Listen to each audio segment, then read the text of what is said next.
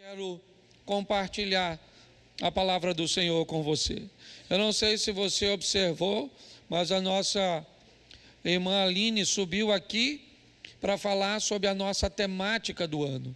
E durante todos os nossos cultos, a palavra revisão vai estar sendo lembrada, sendo colocada diante da sua mente, certo? Como um holofote, para que você descubra se há alguma área da sua vida que você precisa se reposicionar, rever, para que ela possa ser para você mais produtiva, para que o nome do Senhor seja glorificado através de seu nome, certo?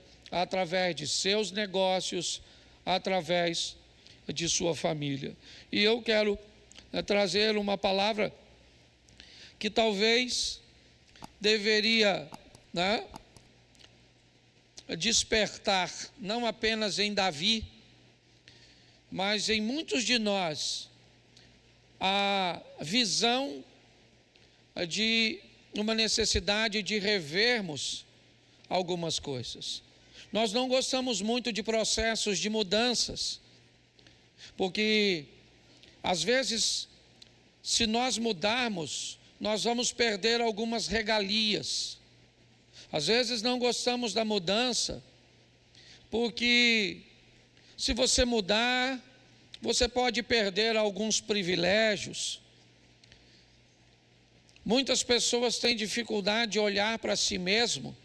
A Bíblia diz que na água o rosto, reflete o rosto, colocando a água numa expressão de vida e nos mostrando que quando você olha para a vida, para a água, certo? Ela deve mostrar a você mesmo. Quando nós olhamos o encontro do profeta Isaías com Deus, no capítulo 6, nitidamente ele diz: eu vi o Senhor assentado sobre um alto e sublime trono, e disse eu, ai de mim, porque todos aqueles que se apresentam diante de Deus e olham para Deus, ele não tem outra visão que não seja de si mesmo. Todas as vezes que você conseguir apenas olhar os outros, isso indica quem é que está ao seu lado. Quando você enxerga os outros, o defeito dos outros, o que os outros te fizeram, porque os outros precisam mudar, a companhia, que você recebe naquele momento não é de Deus, provavelmente é de Satanás. Satanás que tem o hábito de mostrar a vida dos outros para você, porque a falha dos outros pode justificar a sua não mudança. Na presença de Deus, Deus nunca vai mostrar o outro para você, a não ser se for num propósito de ajuda, de contribuição. Por isso, se você só consegue enxergar os outros, se sempre o temperamento dos outros, o que os outros estão fazendo, seria melhor você trocar de companhia, porque na presença de Deus não lhe interessa ninguém mais senão você. Na presença de Deus, você olha para si mesmo e diz: eu vou morrer, porque estou diante do Santo, do Todo-Poderoso. Então, nossa proposta num ano de revisão é fazer com que pessoas olhem para si mesmo, porque se elas conseguirem enxergar a si mesmo e tomar decisões, em fazer revisões, a vida vai melhorar, porque instituições, elas não têm problemas. Não, família não tem problema, empresas não têm problema, a estrutura, a igreja, não tem problema. Quem tem problema são pessoas. Pessoas são problemáticas. É assim que funciona. E às vezes é difícil, quando aquilo que estamos fazendo está envolto em boas intenções em coisas que parecem agradáveis. E é isso que eu quero mostrar a você hoje. Minha proposta, eu sei que às vezes as pessoas têm um pouquinho de dificuldade de leitura bíblica, então deixa eu te mostrar um pano de fundo daquilo que eu quero expor a vocês. No livro do profeta Samuel, a partir do capítulo 2, uma crise sacerdotal está abatendo aquele povo. A postura de Eli, que já era idoso, diante de seus filhos como sacerdotes, era muito ruim. Os rapazes, os filhos de Eli, eles se posicionavam muito mal diante das coisas sagradas de Deus. Os exemplos que ele oferecia para aquela comunidade eram horríveis. E talvez, pela idade avançada de Eli, ele já não tinha muita resistência para corrigir essas coisas, ou talvez fosse negligente mesmo.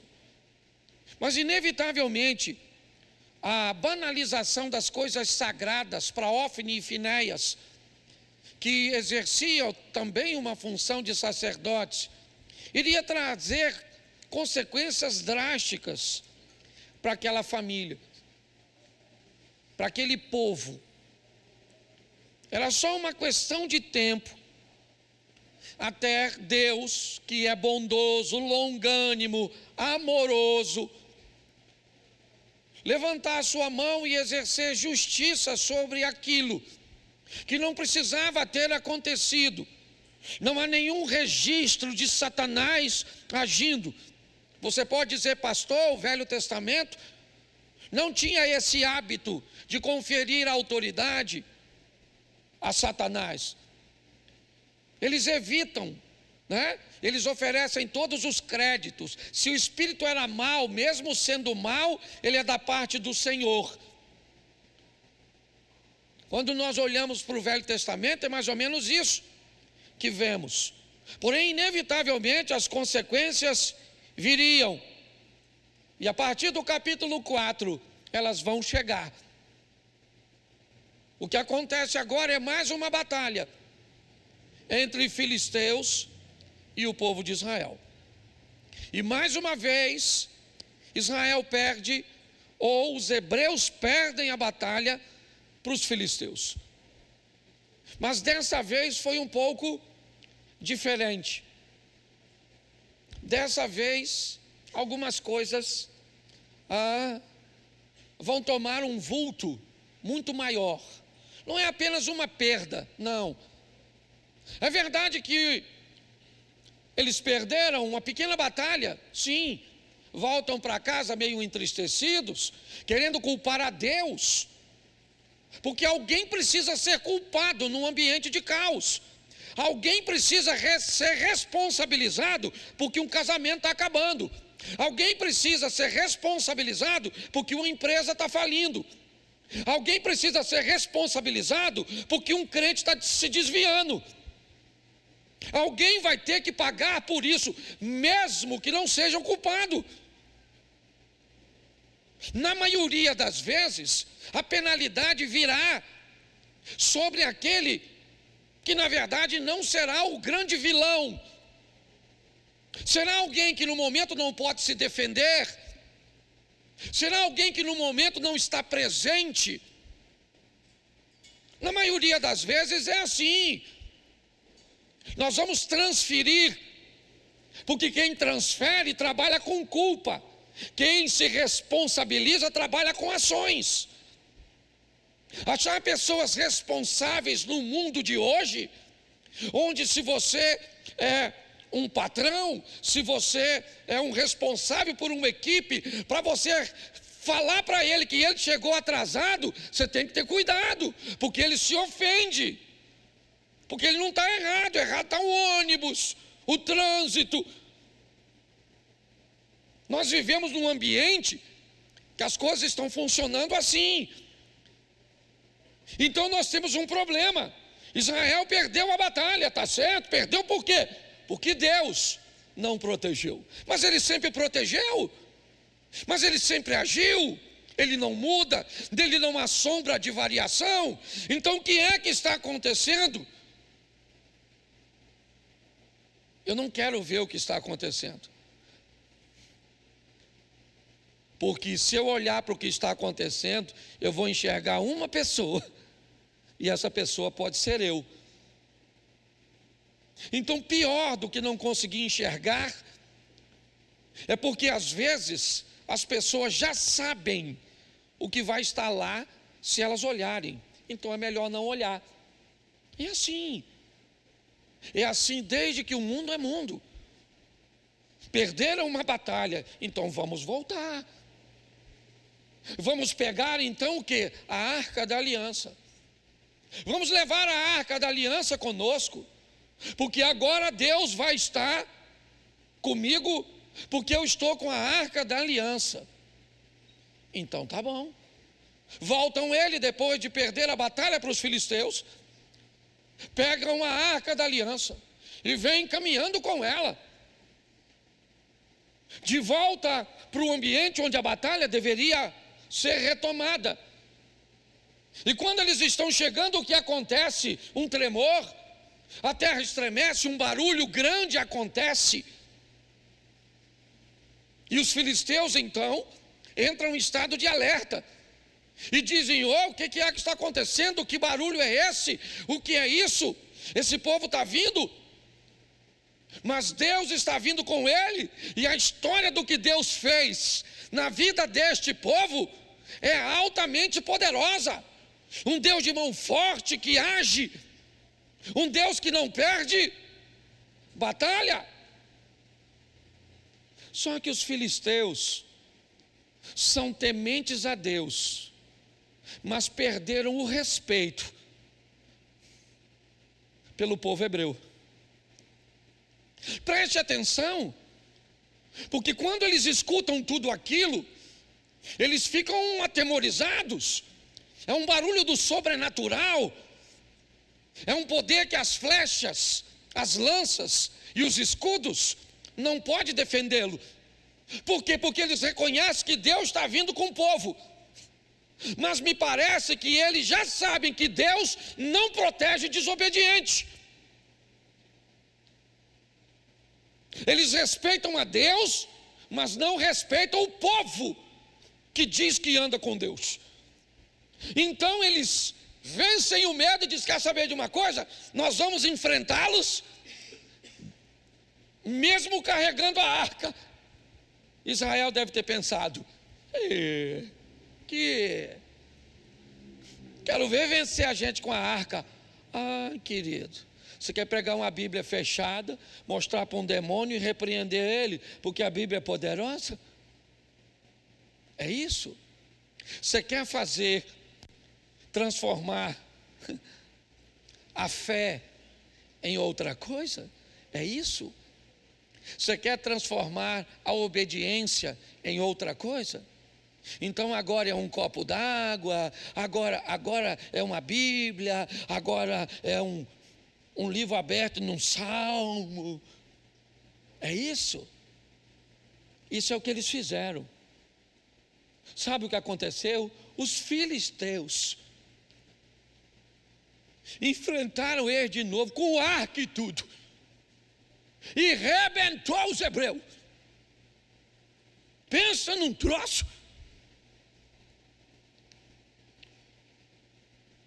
Aí mataram o Ofni e Finéia. Ó, se lascou, Zoe, filho do Eli. Aí tem que sobrar alguém para levar notícia, porque Deus sempre se preocupa com isso. Informação. Alguém tem que avisar. Por isso que tem fofoqueiro olhando para a sua vida. Porque o que adianta? Se não tiver alguém para contar o que você está vivendo, o que Deus está fazendo. Pode notar que sempre sobrava um. Lembra do Jó? Só sobrou eu. Só sobrou eu. Sempre tem que ter. Isso é uma bênção. Jesus amava fofoqueiro, até porque era a mídia da época. Você pode ver, ele curava alguém, ele falava uma coisa mágica do mundo dos fofoqueiros: vá e não conte para ninguém. Nossa, Se falar para não, nem ia contar, mas mediante ao anúncio, eu já estou a fim de falar. Tá certo? Então escute só. Um cara voltou e quem é que está lá? O Eli. E aí falaram assim, Eli, meu filho, o bicho pegou com os filisteus, com arca, com tudo. Tá? Mataram o Ofni e o Finéias, e o pior, Eli, levaram a arca. O Eli estava com 98 anos, também já estava fazendo serão, certo? 98 anos, a cadeira virou para trás, ele quebrou o pescoço. Pastor, está tudo isso na Bíblia? Tá, meu filho. Se você gosta de fofoca, lê a Bíblia. Pensa de um livro para falar da vida dos outros. Gosta de vida dos outros? Lê aqui. Estou falando sério. Uns babados bons. Certo? Não gosta não, né? Pois é. Morreu o Eli, caiu com a... Certo? E os filisteus agora têm o quê? A arca do barulho. Aquela arca do estrondo. Os caras já estão vencendo com a arca dessa. Agora que ninguém ganha de nós. Pegou a arca e levou lá para a terra dele, lá para a casa do Dagon. Depois você vai ler, que eu também não sou obrigado a ler tudo. Meu tempo aqui é rápido. Nem comecei a pregar ainda. Estou chegando lá. Só estou te contando a fofoca. Aliás, sai daqui e não conta para ninguém. Tá certo? Então, beleza. Pastor, já 2 mortes, 3 agora com o velhinho. Beleza. E aí? Bom, aí, para piorar, a nora, olha só, a nora do Eli entrou em trabalho de parto. Morreu. Estou falando sério. A dona ganhou um menino, mas bateu as botas. A dona. É muito desgraça. Tá? Porque está lá. Lembra? Deuteronômio está lá, lembra? Se atentamente ouvir a Deus e os mandamentos seus e obedecer. Você lembra quantos versículos tem esse capítulo? 60 aí? Qual é o texto? Agora eu vou fazer questão de abrir, até porque eu também não lembro. Então eu vou dar aquela impressão de que eu sei. Acha para mim aí, é 28? Deuteronômio, é isso? É 28 ou não? 28 ou 30? 28. Tem quantos versículos? Quantos versículos? 60 aí?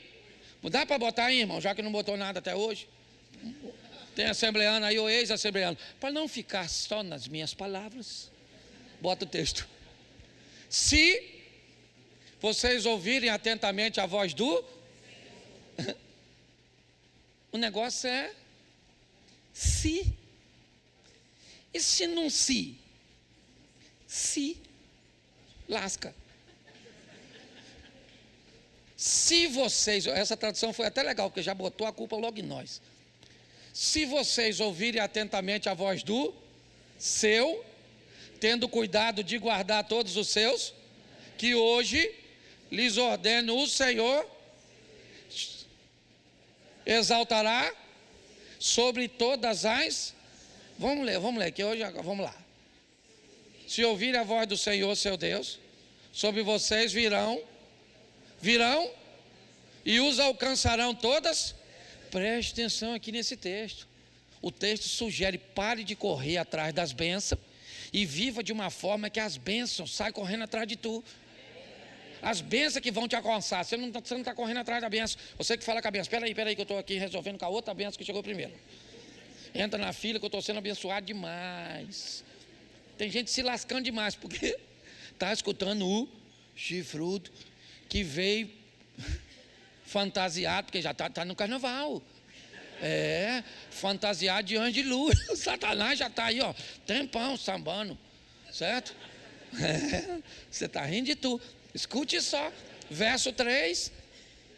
Bendito vocês serão, e bendito vocês serão. Então preste atenção, a bênção não está no lugar, ela está em você. Onde você for, você vai prosperar. No campo, na cidade, dane-se com o Lula, com o Bolsonaro, dane-se. Dane-se. tá certo? Vamos embora aqui que eu estou ficando nervoso. Verso 4. Bendito será o fruto do seu filho, fruto do ventre. Se seu filho é ruim, é porque você é ruim, miserável. Se você for obediente aos seus filhos, o fruto do seu ventre será bom. E o fruto da sua terra, o fruto dos seus animais. Benditos serão as vossas cria de vaca. Tem criador aí, sabe a bênção que é? Tem um montão de vaca. Quando nasce um boizinho, dá até uma dor no coração. Quanto mais nasce fêmea, mais se tem. Oh meu Deus, vai ler a Bíblia. Versículo 5. Bendito será o seu isso de cereais e bendita será a sua.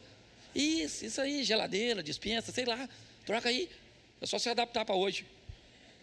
Versículo 15. Porém, se não deres ouvido à voz do Senhor, revisão, entendeu? Deixando de cumprir todos os seus estatutos que hoje lhe, então virão sobre vocês e os alcançarão todas essas. Deixa essa palavra aí. Hoje é quase um terror. Bom, que versículo era esse? Quantos versículos tem o menos? Vamos botar o 16 só para mostrar. Maldito vocês serão na cidade, maldito vocês serão no campo. Então não tem, bicho, para onde ir. Tem gente que diz assim: pastor, tudo que eu faço está errado. Pastor, não acerta em nada. Tem alguma coisa que precisa ser revista. O grande problema é que o versículo que começa falando de bênção só tem 14 versículos de bênção. 54 são de maldição. Você consegue entender isso? Então essa conta não vai fechar. É nesse ambiente que esses caras estão. Mas vamos voltar para os filisteus aqui agora. A arca está lá com eles. Sim ou não? Para eles a arca é poderosa. Colocaram a arca como um despojo de guerra na casa do seu Deus. Provavelmente porque eles entendiam que aquilo era um artefato de um Deus poderoso, sim ou não? Eles botaram a arca da aliança do lado da imagem de um Deus que eles acreditavam que era Deus, o que indica o respeito que eles têm. Mas eles vão aprender a mesma lição que os crentes aprenderam. Eles vão aprender que Deus não é amuleto, que com Deus não se brinca, que Deus não divide o espaço dele de Deus com ninguém, que Ele é o Todo-Poderoso, o princípio e o fim e pronto. Então eles começam a ter problemas, que eu não quero nem narrar, mas se você conhece, você sabe o que são. Problemas seríssimos. E eles resolvem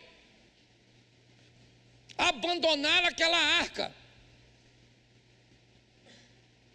Mas aquela arca trazia a presença de Deus, mas não trouxe a presença de Deus para os crentes, mas não trouxe a presença de Deus para os infiéis, vamos dizer assim, para os filisteus, nem hebreus nem filisteus. Então que Deus é esse que não abençoa nem os hebreus nem os filisteus? Um Deus que está buscando verdadeiros adoradores, um Deus que está buscando alguém que o leve a sério, que não vem com essa historinha de tentações, de dificuldades, não. Um Deus que reconhece todas as limitações humanas, que sabe de todas as coisas, mas que disse que ninguém recebe uma tentação maior do que possa suportar. Um Deus que disse que estaria conosco todos os dias, inclusive hoje, que você está desempregado, inclusive hoje que você enfrenta um câncer, inclusive hoje que você está numa situação que não tem nem como ir à igreja. Então eles devolvem, eles entregam, abandonam a arca, que é retomada, que é colocada no local reservado, e que fica lá durante um bom tempo. E aí então entra a história do Davi, o filho mais novo de uma família de 8 homens, um menino improvável, um pastorzinho de ovelhas, que ninguém dava nada por ele, se torna um herói militar nacional, faz com que uma transição de monarquia seja feita, deixando a família de Benjamim representada por Saul e sendo transferida para ele, pertencente à tribo de Judá. Está certo? Davi enfrentou suas guerras, suas batalhas, venceu a grande maioria delas, é verdade, perdeu algumas, porque a vida é desse jeito. Mas agora ele tem uma ideia muito legal. Ele quer tirar a arca da aliança e levar para Jerusalém. Davi é um cara que está a fim de honrar a Deus, pode ter certeza disso. Segundo o livro do profeta Samuel, capítulo 6, coloca na tela, verso 1. Mas uma vez Davi reuniu todos os escolhidos de Israel, em número de 30.000. Davi se levantou com todo o povo que tinha consigo, partiu para Balá de Judá, para de lá trazer a arca de Deus, diante da qual se invoca o nome do Senhor dos exércitos, que se assenta acima dos querubins. Puseram a arca de Deus numa carroça nova e a levaram da casa de Abinadab, que ficava numa colina. Uzá e Aiô, filhos de Abinadab, conduziam aquela carroça. Levaram a carroça com a arca de Deus da casa de Abinadab, que ficava na colina, e Aiô, certo, ia adiante da arca, certo. Davi e toda a casa de Israel alegravam diante do Senhor com todo tipo de instrumentos de madeira, de faia, com harpas, liras, certo, tamborins, pandeiros e símbolos. Presta atenção aqui para ganharmos tempo. Davi quer levar a arca da aliança da casa de Abinadab. Essa arca ficou tanto tempo lá. Eu imagino quantas vezes Abinadab, Uzá e Aiô tocaram naquela arca, sem nenhum problema. A arca estava lá, eles tinham acesso. Até que Davi, o rei Davi, deseja levar a arca da casa de Abinadab para Jerusalém, um ato extraordinário. Jerusalém, a cidade santa, cercada pelas montanhas de Sião, um lugar extraordinário.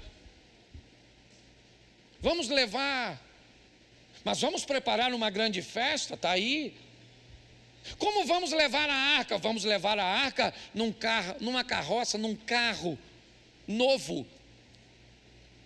Ninguém nunca subiu nesse carro.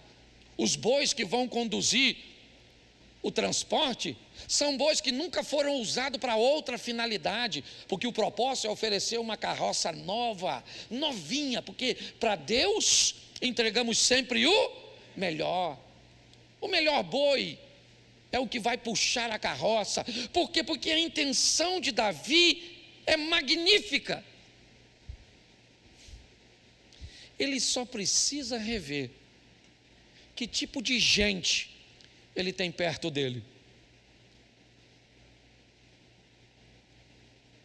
Porque Davi quer levar a arca da aliança de uma maneira que ela não pode ser levada. Abinadab sabia disso. Uzá e Aiô também.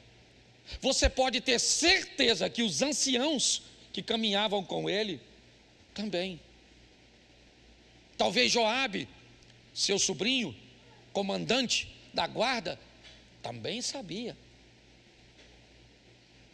Eu fico imaginando o número de pessoas que estavam ao redor de Davi, que sabiam que aquela arca não poderia ser transportada daquele jeito. A minha pergunta é: por que não falaram com ele? Vamos considerar duas possibilidades. A primeira, porque não sabiam. Vamos imaginar que ninguém sabia como a arca deveria ser conduzida. E aí eu pergunto para você: não era para ele rever que tipo de gente ele tinha perto de si como seus assessores? Que tipo de rei é esse que só tem cabeça de bagres? Será que não estava na hora então de Davi rever suas companhias, suas influências? A minha pergunta hoje é para mim e para vocês. As pessoas que caminham com você querem chegar no mesmo lugar que você? As pessoas que caminham com você pretendem viver o mesmo estilo de vida que você? A compatibilidade entre o que você quer e o grupo cujo qual você frequenta? Porque se ninguém sabia, Davi precisa rever as pessoas que estão do lado dele. Mas para mim, não foi isso. Para mim, as pessoas sabiam, mas não tiveram coragem de confrontar o rei. Aí é pior. Aí a pergunta é: será que as pessoas não falaram o que era certo porque tinha medo de receber de Davi alguma retaliação, de perder o prestígio de um rei? Será que foi isso? Se foi, eu diria para vocês: Davi precisa rever quem ele tem do seu lado, mas ele também precisa rever que tipo de postura ele tem, de não se permitir com que ninguém que está ao seu redor seja capaz de apontar uma área cuja qual ele precisa de mudanças.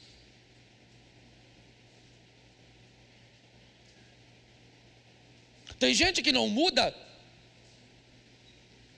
e não muda porque todas as vezes que alguém fala que há necessidade de uma mudança, ela rejeita qualquer tipo de observação, porque rever, olhar para si mesmo, pode não ser uma boa coisa naquele momento. Um cara está morto, sabe por quê? Porque Davi pensou que sabia de tudo. Um homem está morto porque Davi não permitiu que ninguém o alertasse. Eu não sei. Eu sei que o cara morreu. E não tem culpado não, tem responsável. E o responsável pela morte desse cara é Davi. Será que ele é o único? Eu não sei. Numa história, na maioria das vezes, nunca há somente um vilão. Às vezes há uma bela quadrilha. Às vezes numa família o caos não é estabelecido por alguém desequilibrado. É por alguém desequilibrado num ambiente onde ninguém tem equilíbrio. Às vezes, um caos é estabelecido, mas se procurarem alguma coisa que achem o culpado, não o responsável. Eu sempre falo isso quando vou conversar com casais sobre casamento. Se você conversar com o Chapeuzinho Vermelho, o lobo sempre vai ser mau. O que temos agora é um cara morto. Sabe o que Davi fez? A festa acabou, claro que acabou, Uzá está morto, mas ele sempre mexeu na arca, quando a arca estava na casa dele, ele podia manuseá-la, talvez não poderia abri-la, talvez não poderia ter acesso ao seu interior, isso aí eu não vou tão longe, certo? Ver ali os utensílios que estavam dentro da arca, eu não sei, o maná que caía do céu, a vara, mas ninguém morreu na casa dele. Será que ele não morreu porque não teve coragem de falar com o rei? Mas o rei não poderia matá-lo? Poderia, claro que poderia, porque Potifar poderia ter matado José, sim ou não? Porque os irmãos poderiam ter matado José, mas por que não matou? Porque Deus era seu refúgio e sua fortaleza. Quando olhamos, é isso que vemos. Agora a festa acabou. A arca precisa ir para a casa de alguém. E o Davizinho está com medo de levar a arca da aliança para a casa dele. Então vamos mandar a arca para a casa de alguém. E esse alguém é Obed-Edom, que para mim não teve escolha, Eliezer. Quem está mandando a arca aí é o rei. Então eu imagino o Obed-Edom.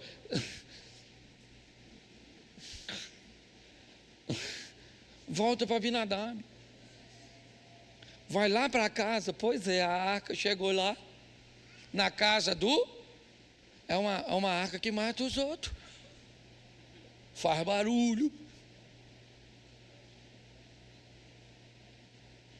Todo mundo está de olho na casa de quem agora?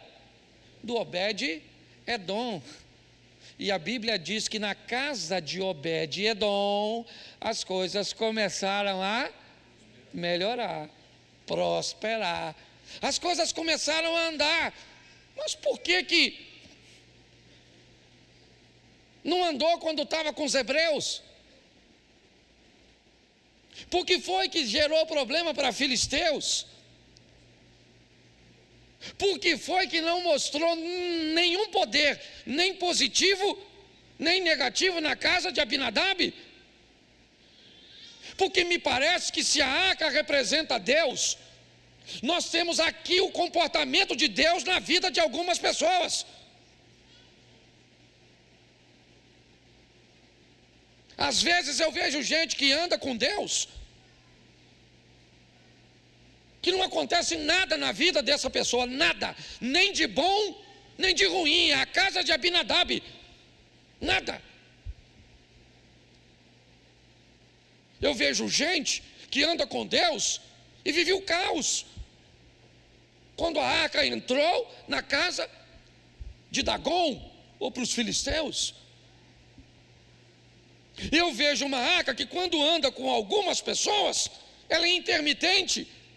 Ora as coisas estão boas, ora as coisas estão ruins. É sempre muito oscilante, como se na vida ninguém pudesse ter constância. E a Bíblia diz: sede firmes e constantes e sempre abundantes. Mas não, nem sempre dá para dar tudo certinho. Eu não estou falando perfeição,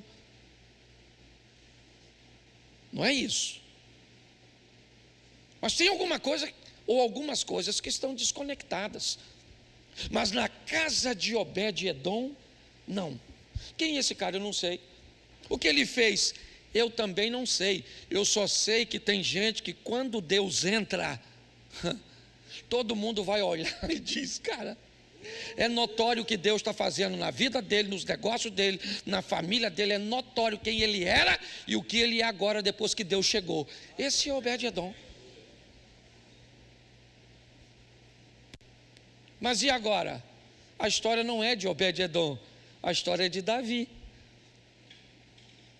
Agora Davi olha para a casa de Obed-edom e alguém vai dizer, porque presta atenção, Eliezer, por que alguém foi falar com Davi, certo? Sobre Obed-edom? Porque ele estava prosperando.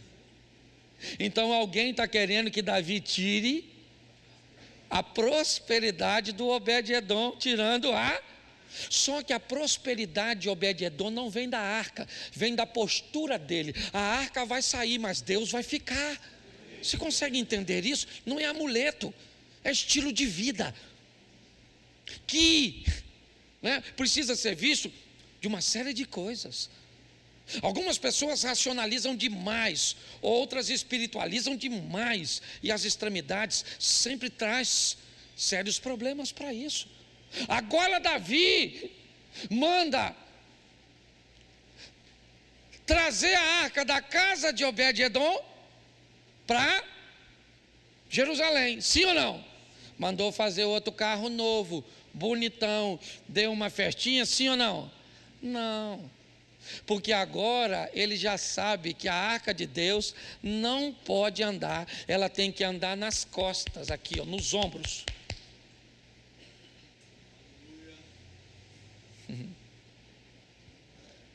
Você quer carregar Deus no coração, né? É isso? Lá, a gente fala coração, mas você entendeu aí. E as emoções, como é que funciona? Quando elas não estiverem muito boas? Deus não é para carregar, não. É responsabilidade. Você já ouviu dizer, às vezes eu sinto como se tudo estivesse nos meus, porque é aqui que se carrega a responsabilidade, não é aqui. Deus é a maior responsabilidade que temos. E Deus é para carregar nos ombros, é coisa séria. Não é para colocar em ambiente estável, que se sacudir pode cair. Não podia. A arca da aliança tinha que ir nas costas do sacerdote, porque se um desse, o outro dava um amparo.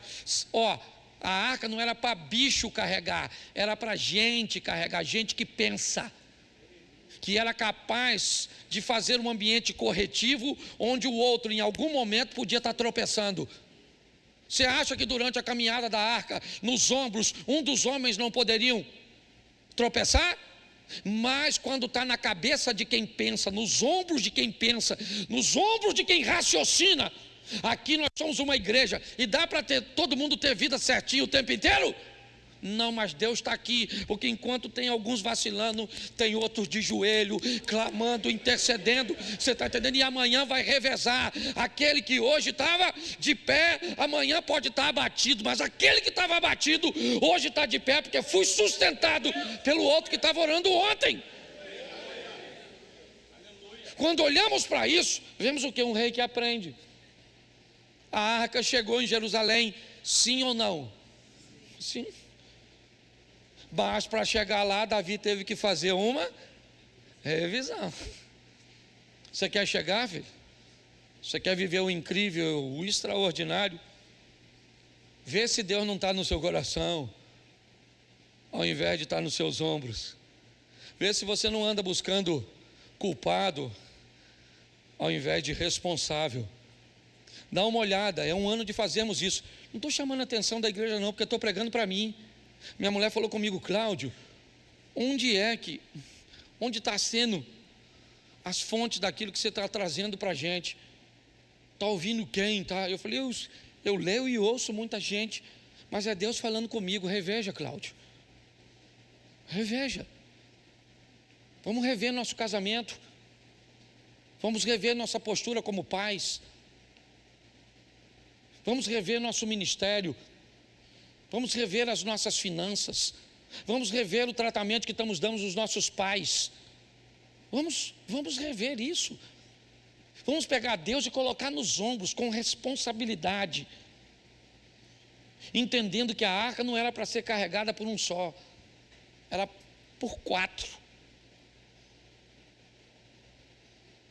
Eu acho que vale a pena irmos para casa refletindo um pouco sobre isso. 2024, o ano da revisão. Posso ouvir um amém da igreja? Amém. Mas, é isso mesmo? Vou terminar cedo hoje. Podia pregar de novo. Certo? Mas eu quero que você fique de pé e feche seus olhos.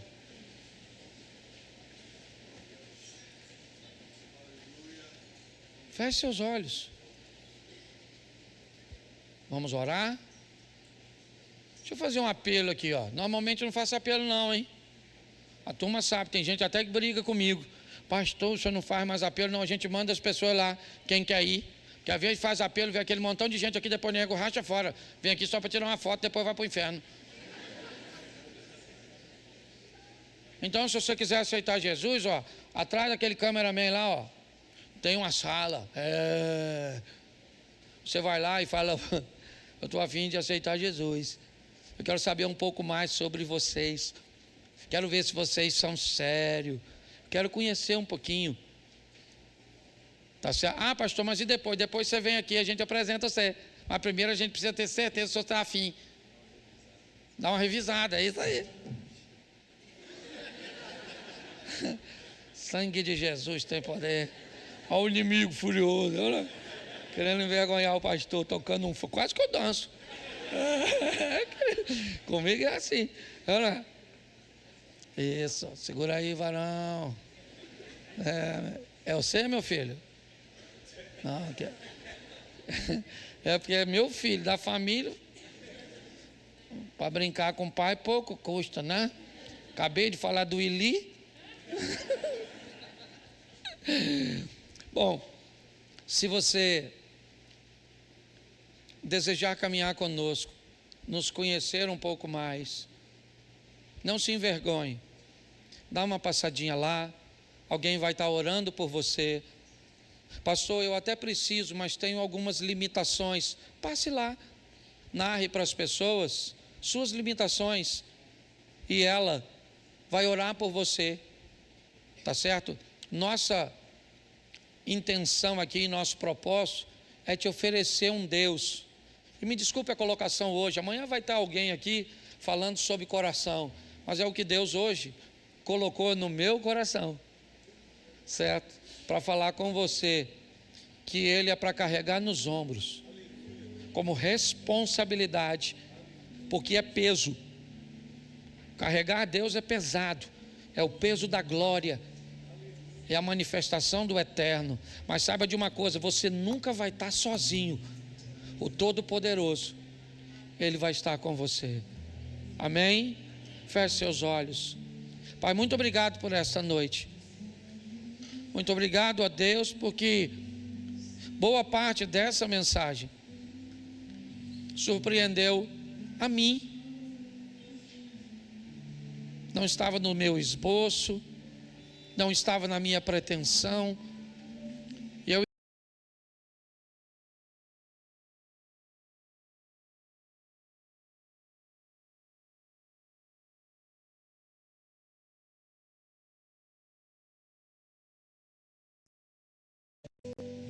Muito obrigado pelo projeto. Toma cada um de nós e que este seja um ano de realmente um divisor de águas, onde não usamos uma frase de promessas, mas usamos uma frase pesada, uma palavra pesada, a palavra revisão. Continua falando conosco, dê mensagens, ó Pai, para todos aqueles que subirão aqui para falar. Elvis, que prega aqui, que está conosco. Samuel também, que vai estar falando aqui. Outros pregadores, ó Deus, de fora e daqui da igreja. Usa-os, ó Deus, para falar ao nosso coração sobre um ano de revisão que mudará a nossa vida para sempre. Leva-nos aos nossos lares, guardado por tuas boas mãos poderosas, em nome de Jesus.